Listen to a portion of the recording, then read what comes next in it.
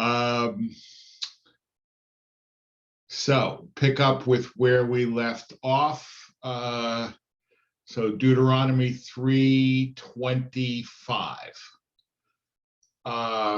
And Moses is still like recounting the whole history of the people since they left Egypt, and he's recounting everything that happened and his discussions with God. And he says, "Abrana ve'erei et haaretz hatova asher be'ever hayarden hahar hatov hazeh v'halevanon." I pray, let me cross over and see the good land that is on the other side of the Jordan, this good mountain and the Lebanon.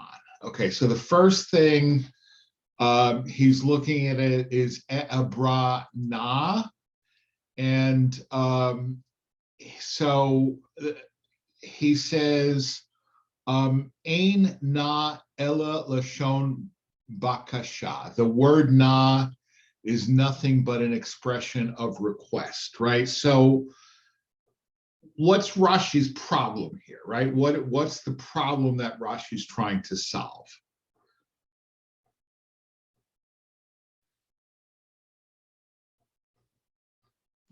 It's an extra word.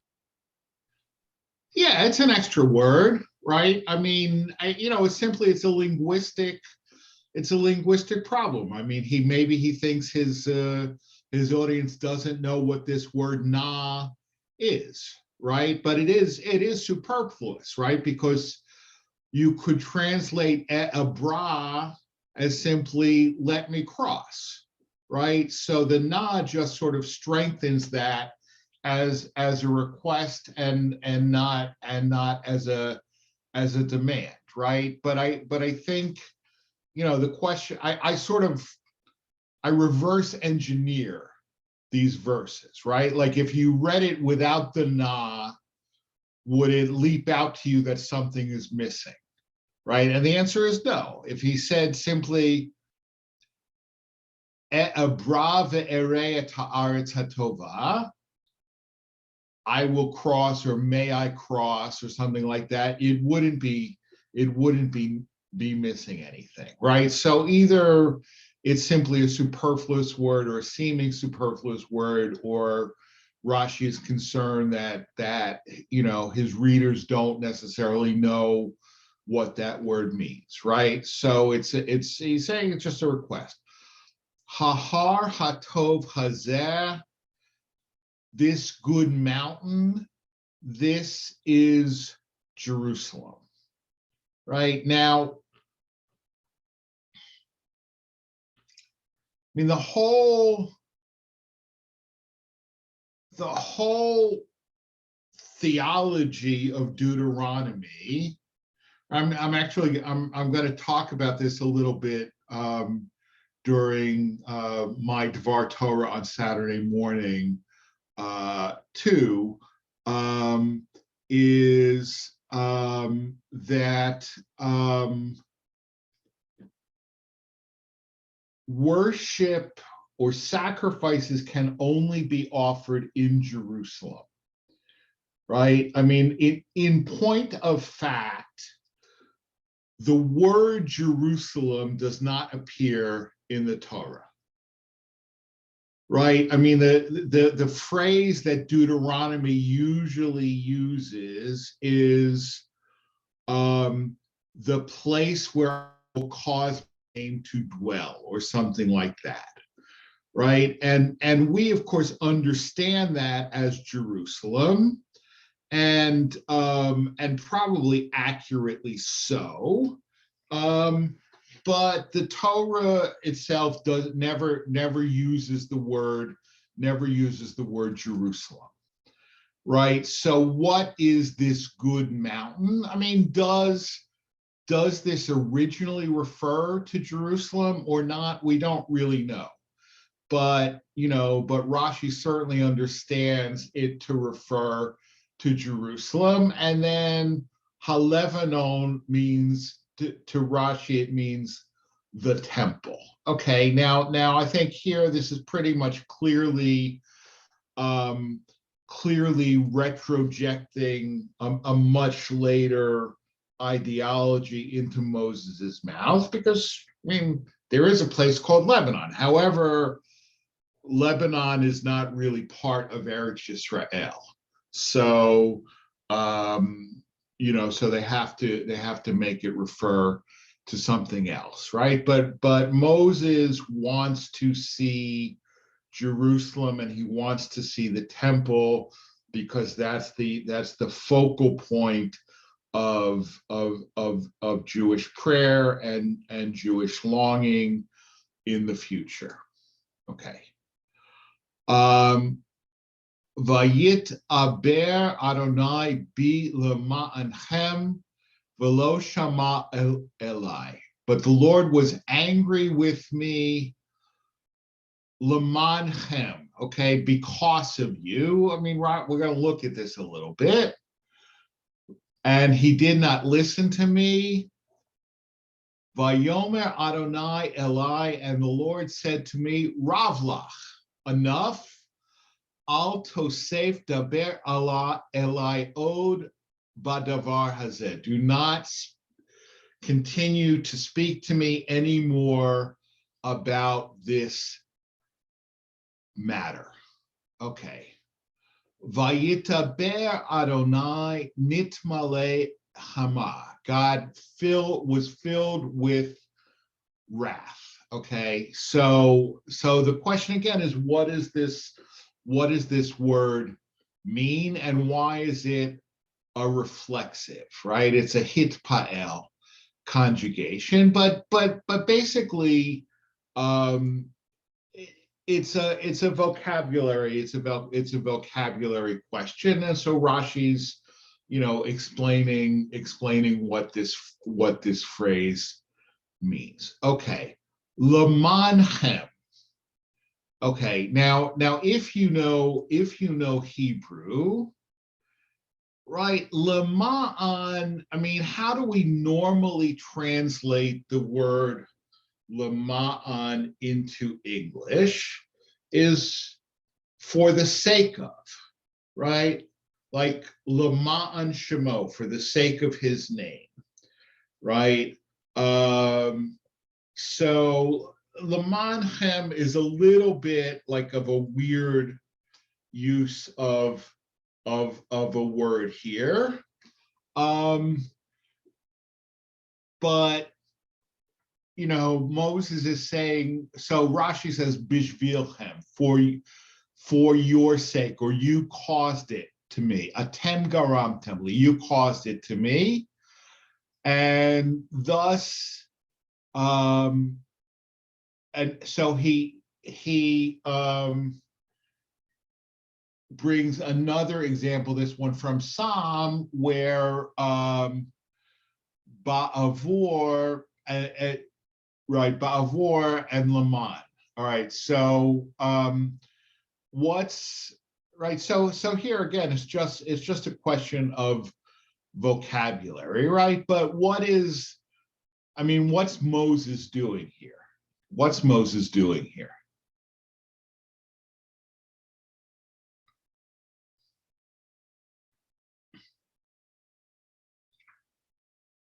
Stan, you got to unmute.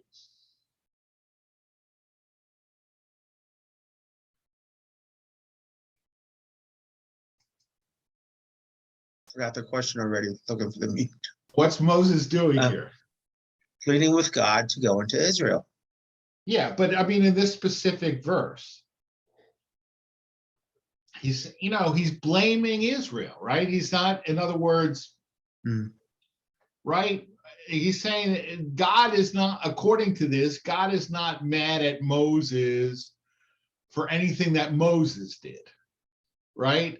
He's mad at Moses, or he's punishing Moses because of what Israel did, right? Which I'm not sure that that's really accurate. right? But the leader suffers because of the misdeeds. The leader suffers because of the misdeeds of the people. Right. So now the Rav Lecha. Okay, so this is or Rav Lach. I mean, because it's a sof pasuk.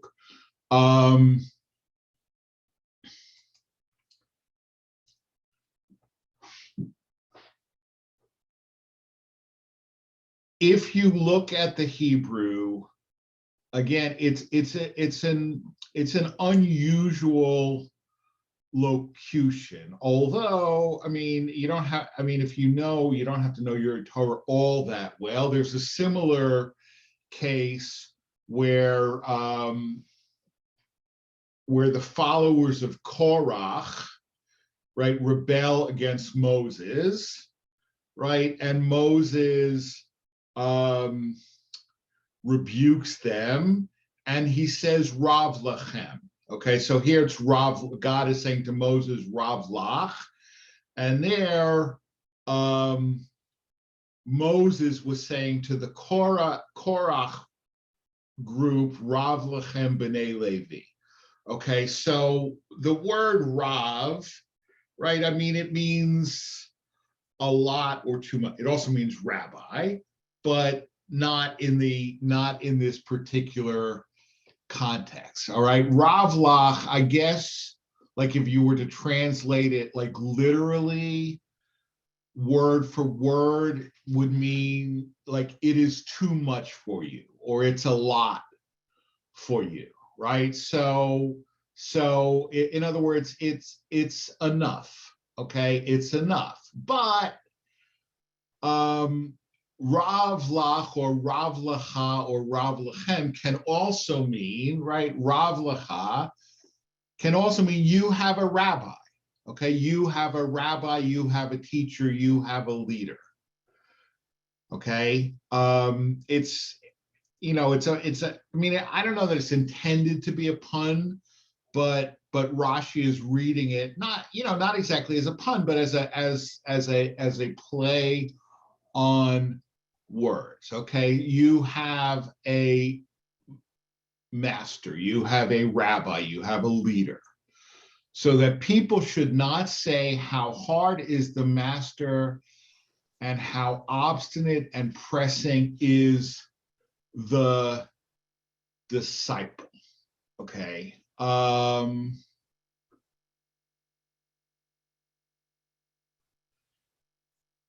I mean, I understand this, but I'm not sure that I really understand the point that Rashi's trying to make. I understand the words, but I'm not sure that I understand really the point that he's trying to make,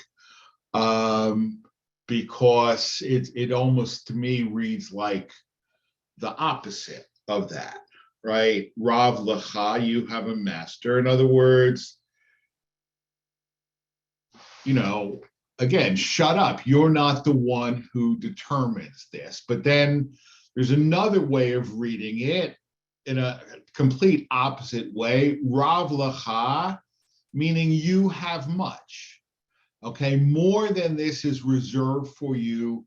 Much is the goodness that is kept for you, right? So in other words, I mean, what he's really doing is he's turning the verse on its head here. Right? Because why? Because Moses is complaining, right? He's essentially saying to God, you're not being fair to me, right? You're not being fair to me. I want to, I've schlepped this people for 40 years through the desert, right? And I've put up with all of their BS, and I don't even get to enter the land. Right? How this is not fair. And here, by saying Rav Lecha, you have a lot. In other words, don't worry about this. Don't worry. You think you're being deprived, but actually your reward is going to be even, that much. Your reward is going to be greater than this. don't worry about it, right? There is so much good stored up for you in the world to come that you don't need to worry about this at all. All right. Now he's saying, go up to the top of the hill and lift up your eyes westward and northward and southward and eastward and see with your eyes, for you shall not cross this Jordan. Okay, you requested of me, let me see the good land. I am showing you all of it, as it says, and the Lord showed him all the land.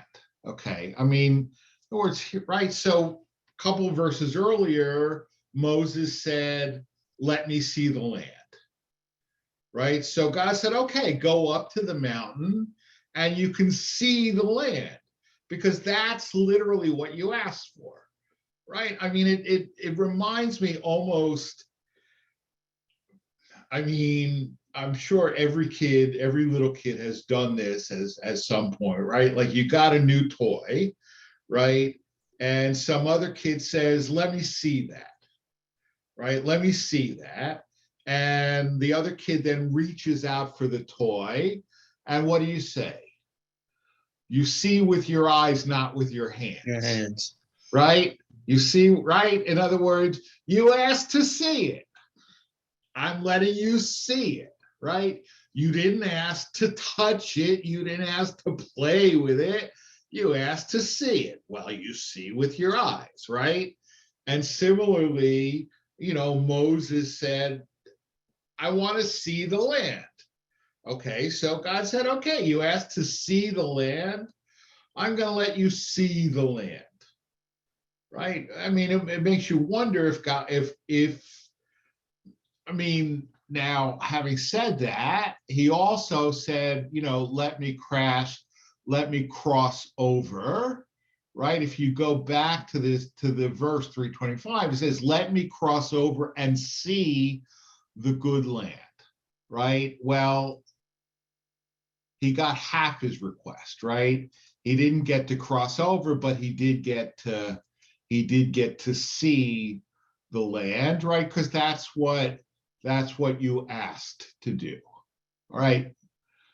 But command Joshua and strengthen him and encourage him, for he will cross over before this people, and he will make them inherit the land which you shall see.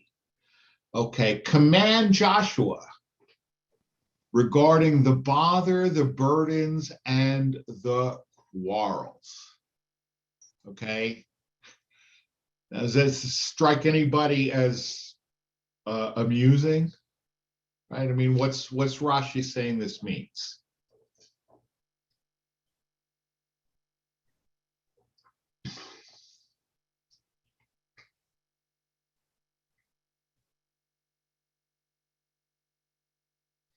We need Marcia. Yeah, we need Marcia. I know.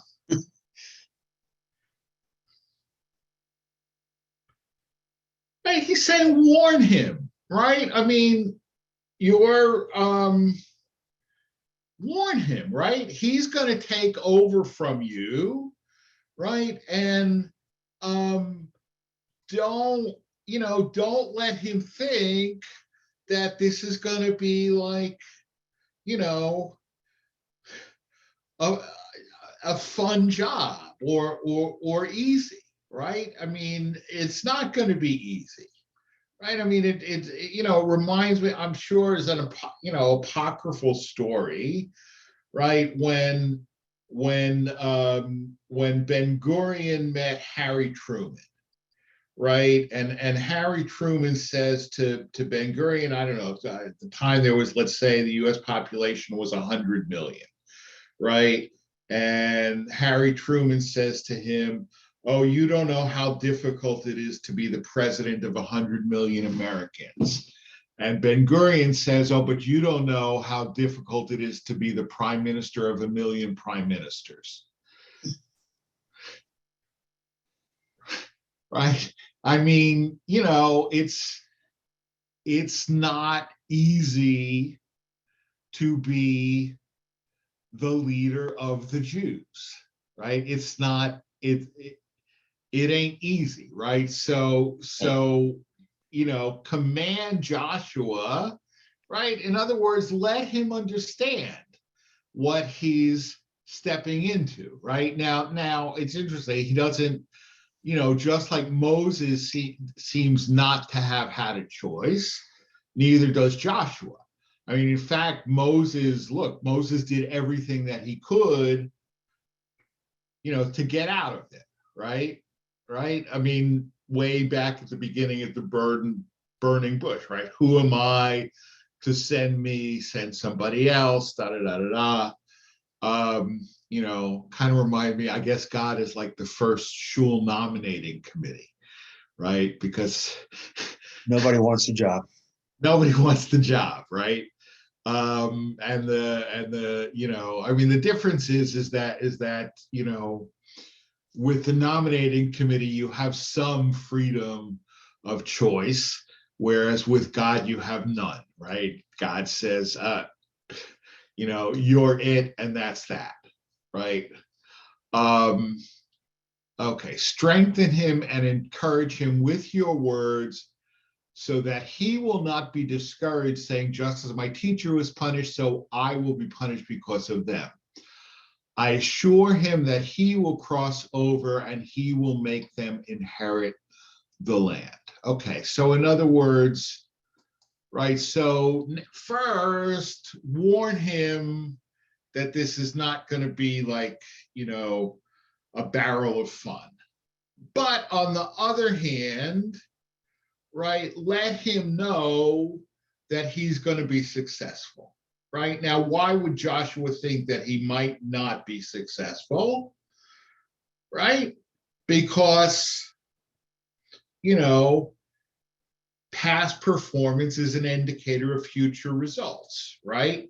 I've been your right-hand man for all these years, right? And now I see that you're being punished and you're not going into the land, right? So why should I expect that's going to be any different for me? Right? Why should I expect it's going to be any different for me? It's like, I mean, you may have read recently about the crisis of the rabbinic shortage in conservative Judaism, right? I don't know. I mean, it's been in the Jewish Week. It's been in some other papers. Like at the present time, there are 80 conservative shuls looking to hire rabbis, and there are 50 conservative rabbis interviewing for new jobs. Okay, so that's something of a disparate, right? You don't even, I mean, I'm not good at math, but I can do that math, right? There's approximately 30 shuls that are like not going to be successful in their rabbinic search. Now, what happens is that, there are shuls that, if you look at their history, it's like every 2-3 years they have a new rabbi, right? And every rabbi that leaves angry, upset, on bad terms, feeling that they've been mistreated, right? Those are the shuls that are going to have trouble hiring a new rabbi, right? Because if you've got a choice, why would you want to go there, right? And similarly, so Joshua is saying, look, it didn't work out well for my predecessor, right? And I don't, I mean, he's Moses. I'm just Joshua, right? So if it didn't work out well for him, how's it going to work out well for me, right? But God is saying here to Moses to reassure him that he will. All right, he will be successful. He will cross. He will cross. Hu ya'avor lifnei ha'am hazeh. He will cross before this people. V'hu yanchilotam. He will cause them to inherit. Okay, so this is a promise that he will indeed be successful, right? But there's a flip side. If he crosses before them, they will inherit the land. And if not, they will not inherit. Okay, so it's a promise, but it's a conditional promise, right? Right? Joshua will cross before them and they will inherit the land. Right? There's two parts. He will cross before them, and if he does, they will inherit the land. So indeed, we find that when Joshua sent some of the people against Ai, and he remained behind, the men of Ai smote them, Joshua 7:5. And when he fell on his face, God said to him, Kum lach, written Kam, without a vav, so it may be without a vav, so it may be written Kam. It is you standing in your place and sending my children out to war that brought about this defeat. Why do you fall on your face? Did I not tell this to your master? If he crosses, they will cross, but if not, they will not cross. Okay, so towards the beginning of the book of Joshua, right, there's a battle where the Israelites are trying to conquer this place called Ai, and they lost, right? But according to Rashi, the reason that they lost is because Joshua sent the men into battle, right? He didn't accompany them into battle, right? And again, and I don't know how true it is. I mean, there's a lot of what's called hasbara, which essentially literally means explanation, but it's propaganda, right? But you always hear that the difference between Israeli officers and other officers, right, is that officers in other armies say like forward, right, attack, and in the Israeli army they say acharai, right, after me, right? And I mean, to bring it down to current events, right? We see all of these pictures of Zelensky, in fatigues and in flak jackets and so on and so forth, right? I mean, is he a great military strategist? No, he's not, right? But then you see Putin sitting at this long table, right? I mean, probably all seen that picture, right? Where his cabinet are all sitting down at one end of the table, and there's like 20 feet, and he's sitting by himself, right? And that's the difference, is that Putin is sending his troops into battle, right? Whereas Zelensky is actually leading his people, right? He's sharing in their hardships, right? In a way that Putin certainly is not, right? And that's important. That morale building is important. And God is saying here, that a key to your being successful is not to simply, order the troops into battle, but to lead them in battle, right? And if you lead them in battle, they'll be successful, right? That's all that Moses is saying here. But then later on in the book of Joshua, right, which is right after Deuteronomy, we see the opposite, that Joshua simply sent them into battle. He didn't listen to this instruction. He simply sent them into battle, and therefore it wasn't successful. Okay. Any questions or comments on that so far?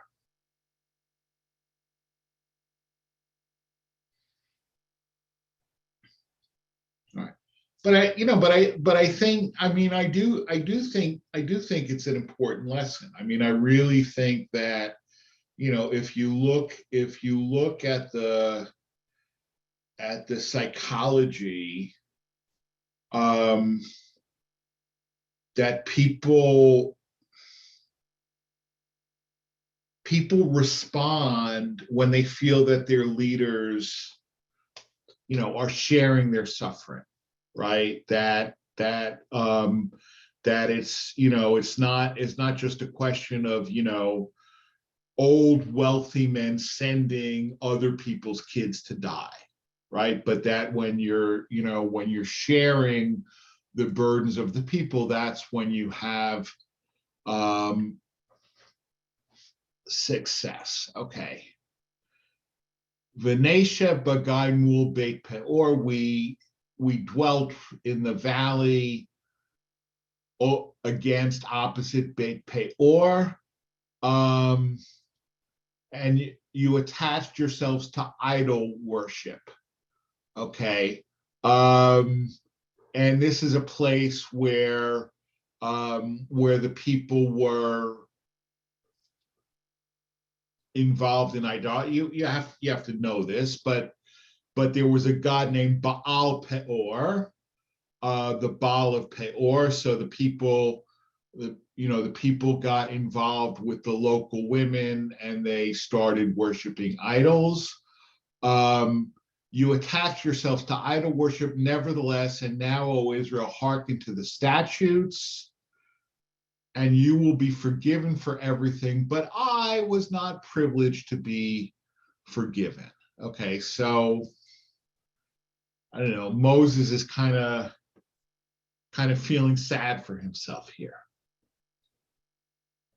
right? I mean, you committed this idolatry, but if you hearken to the statutes, which is the next verse, I didn't bring because there's no Rashi on it, but if you listen, right, if you listen to God's laws, you'll be forgiven and you'll go into the land and it will be successful. But poor old me, no, not me.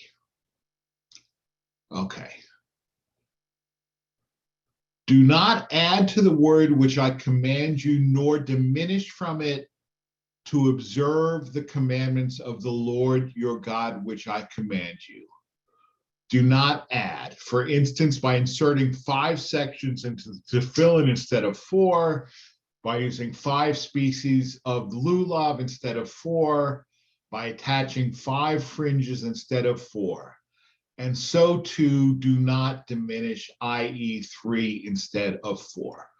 Okay, so what's going on here? This is actually a very, very important verse, right? The rabbinic mitzvah is known as Bal Tosif, do not add, right? So what's the mitzvah saying? What's the point of it?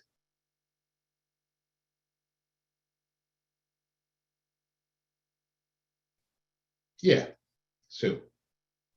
Well, I assume that God doesn't want anything changed. He wants everything exactly like he did it, and he doesn't want anybody fiddling with it. I don't know. Right, exactly. I mean, that's exactly right. I mean, I've given you the Torah. I want it followed exactly, right? The examples that he's given, I mean, they're just for instance, right? They're just for instances. It's not limited to those examples, right? But I mean, if that in tefillin, I mean, with the head tefillin, you actually see it, right? There's four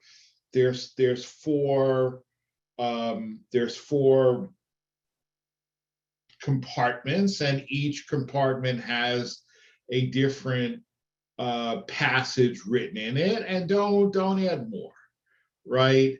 And we've got the force, right? We've got the etrog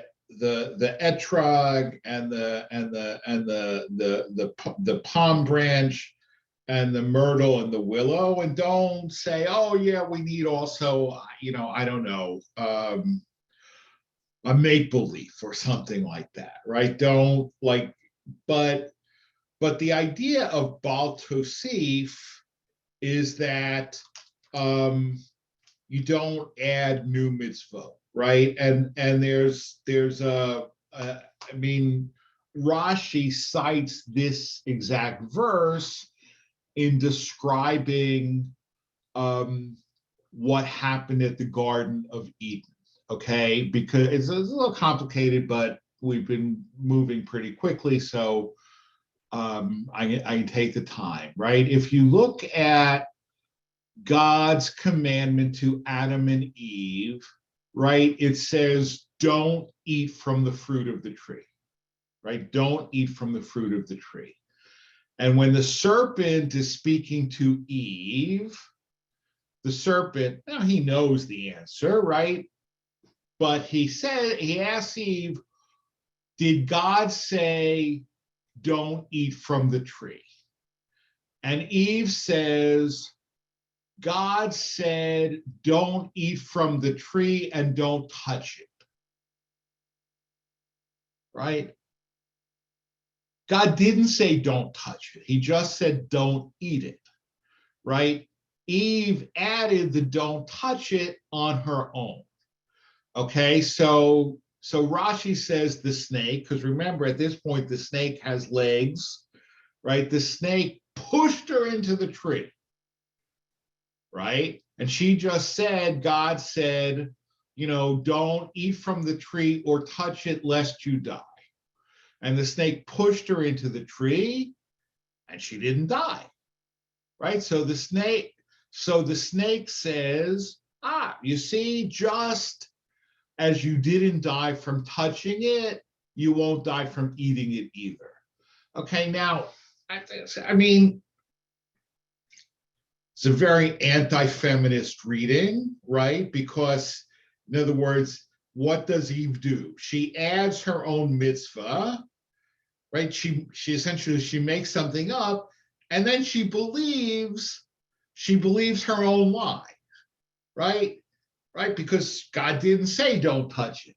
She said it, right? But then when she touched it and didn't die, oh, right, I touched it and I didn't die. It must be okay for me to eat it and I won't die too, right? But the point is that Rashi uses this as an example of the danger of violating this Baal Tosif, right? It's an example of the danger of what happens when you add mitzvot, right?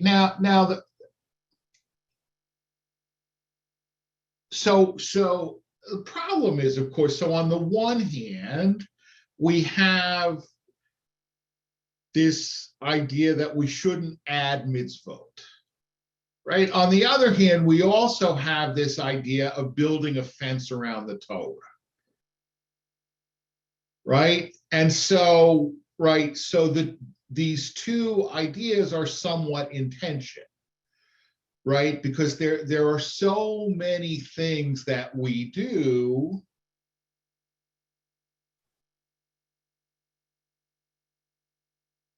that were added by the rabbis, right? That were added by the rabbis. I mean, I don't know, you know what the concept of muktzah is?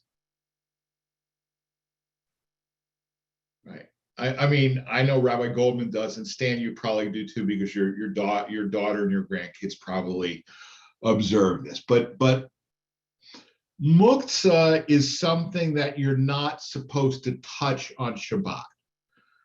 Okay, and look, there is nowhere in the Torah that we're commanded to have this category of muktzah, right? But essentially, muktzah is something that has no legitimate usage that doesn't violate Shabbat. Okay, for example, a pencil is muktzah, right? Why is a pencil muktzah? Because what do you do with a pencil? You write with it, right? Is there any other usage for a pencil other than to write with? No, there's not, right? So if you don't touch it, you won't come to write with it, right? I mean, so but something that has more than one usage, and that has a usage that is permitted on Shabbat and a usage that's forbidden on Shabbat, that's not muktzah, right? Because it has a legitimate usage that's allowed on Shabbat, right? I'm hard pressed off the top of my head to think of something, but so we have all of these, additions to our observance that are not based in the Torah. I mean, or that are only remotely based in the Torah, right? But the reasoning behind them is that it will prevent you from accidentally or unintentionally violating a commandment of the Torah, right? But and then the whole idea of tradition and so on and so forth, right? But basically, according to the Torah, we're not supposed to add new commandments, right? But neither are we supposed to subtract. We're not supposed, that's not important anymore. We don't have to do that, right? We're supposed to observe it precisely as it was written. Okay.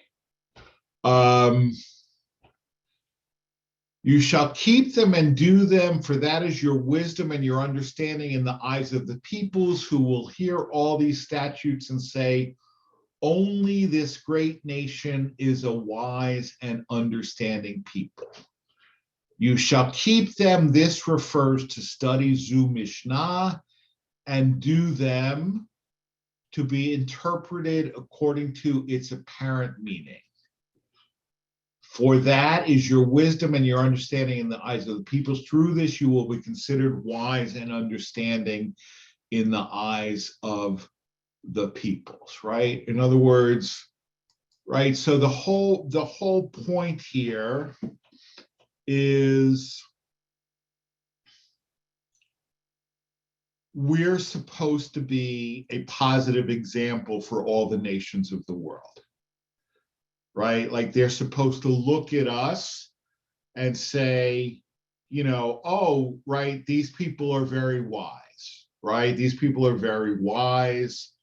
How are they wise? Because they study, right? And if there, if there's anything that sort of sets Judaism apart from, I think, other religions, it is this emphasis on study, right? I mean, if you look at the history of Judaism versus the history of Catholicism, right? I mean, Martin Luther, who founded Protestantism, right? What is one of the first things that Martin Luther did? I don't expect you to be historians of Protestantism, right? But one of the first things that he did was translate the Bible into German. Okay, now say to yourself, well, I mean, what's the big deal about Martin Luther translating the Bible into German, right? And why is that such a revolutionary thing? That the founder of Protestantism, like the first thing he did was translate the Bible into German. So what's the big deal about that?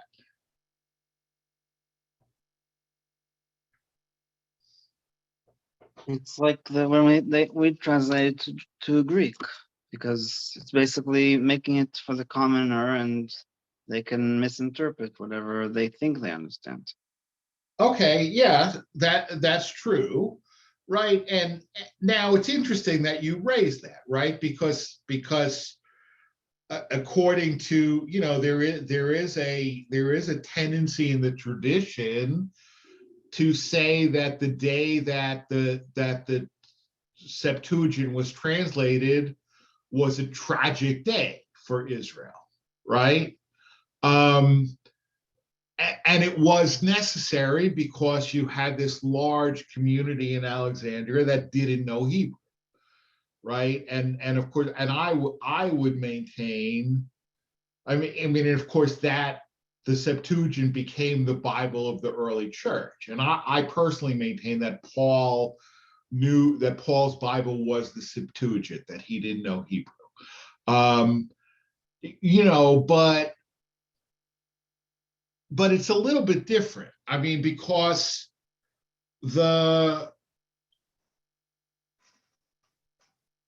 all right, so for the sages, if you accept the idea that translating the Septuagint was a tragedy, it was a tragedy because it allowed Jews to access the Torah without having to know Hebrew, right? And look, my congregants know that I say this all the time, right? This explains why you really need to understand Hebrew, right? This explains why you can't really be a learned Jew if you don't know Hebrew, okay? But for Martin Luther, it was, versus the church, it was the opposite, right? I mean, there was no German translation of the Bible. And it's not because the church said, oh, everybody should just read it in Greek and Latin. And they know that people don't know Greek and Latin, and that's fine, because they don't want people reading the Bible. They don't want people reading the Bible, because if you read the Bible, you can make your own decision, right? Instead of just doing what the priest tells you. Right? And for the Catholic Church of Luther's time, right? The whole point,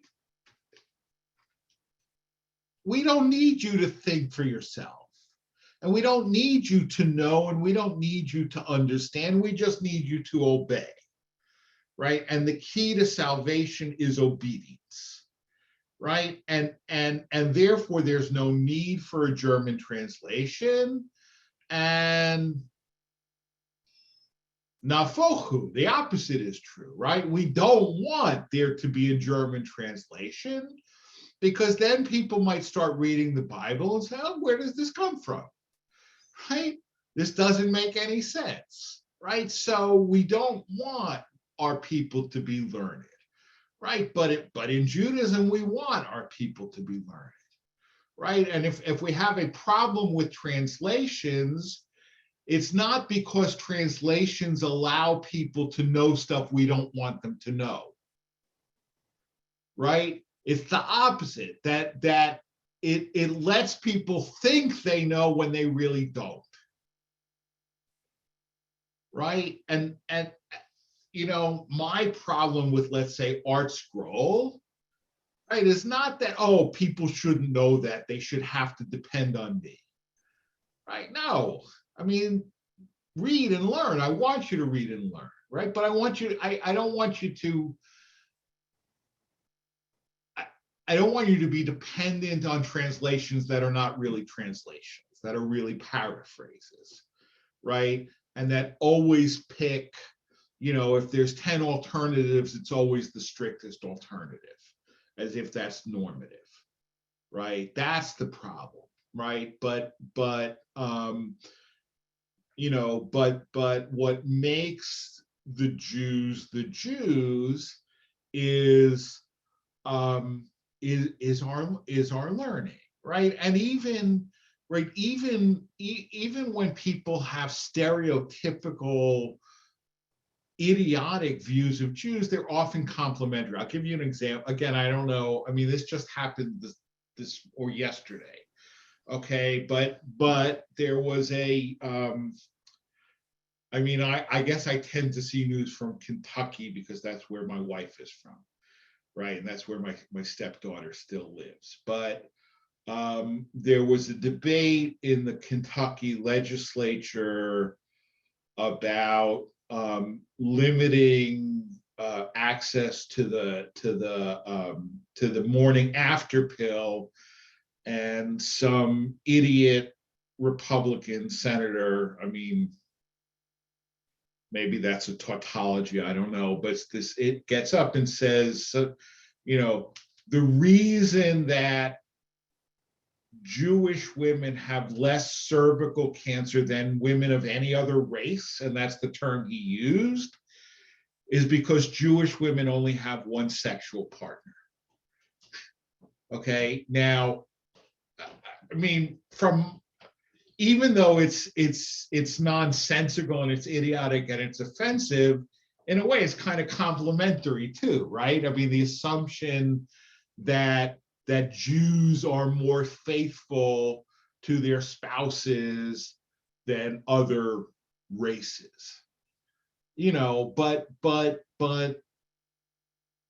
what makes Jews worthy of admiration is our devotion to learning and our devotion to observing the mitzvot, right? And that one of the reasons that we exist is precisely to be an example, right? That other people will look at us and say, oh, we should be doing this too. We should be living this way as well.